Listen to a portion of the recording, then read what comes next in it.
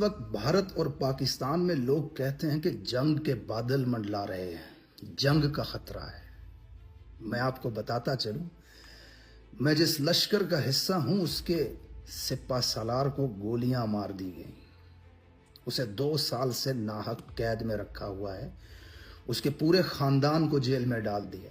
मेरे लश्कर के 16,000 लोगों को बेगुनाह जेलों में कैद करके रखा हुआ है। मेरे लश्कर के लोगों को सरों में गोलियां मारी गईं। दिन दिहाड़े रात को लाइटें बंद करके कत्लेआम किया गया। मुझे जंग से डराते हैं। मेरे घर वालों को धमकियां दी जा रही हैं। मेरे घर पे छापे मारे जा रहे हैं। मुझे जान से मारने की धमकियां दी जा रही हैं। मैं दयारे गैर में बैठा हुआ हूं, अपनी सरजमीन पे कदम नहीं रख सकता। मैं पिछले 2 साल से हालत जंग में हूं। मुझे अब किसी जंग से डर नहीं लगता। मुझे मारने वाला गौमूत्र पी के मारे या नूरपुर का दूध पी करके मारे, मेरे लिए वो सिर्फ कातिल है। पाकिस्तानियों, इस वक्त पाकिस्तान के अंदर लोग जंग को लेकर के लतीफे बना रहे हैं, जुगतें लिख रहे हैं, मीम्स बना रहे हैं।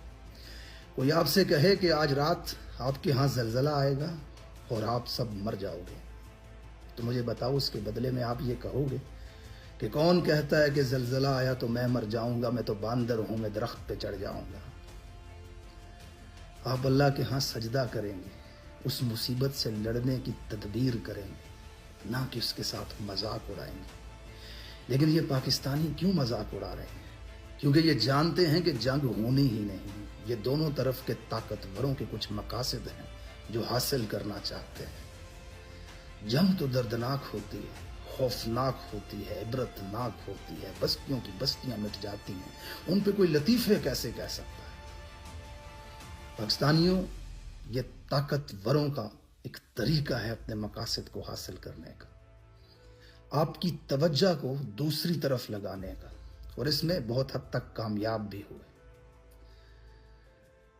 आपका मुल्क इस वक्त उन लुटेरों के कब्जे में है जो आपकी आने वाली नस्लों का भी माल खा चुके हैं। आपके मुल्क में आइन नहीं, आपके मुल्क में कानून नहीं, अदालतें गुलाम बना दी गई, पार्लियामेंट की औकात कोड़ियों की रह गई।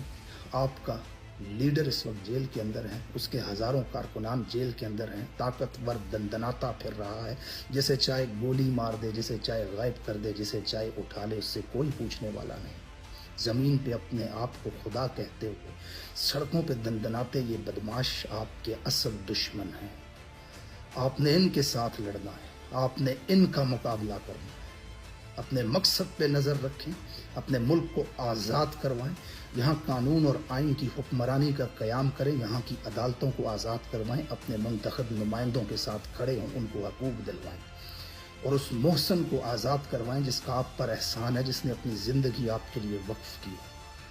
अपने मकसद के ऊपर नज़र रखें और आज़ादी की सुबह तक इस जंग को लड़ते रहें।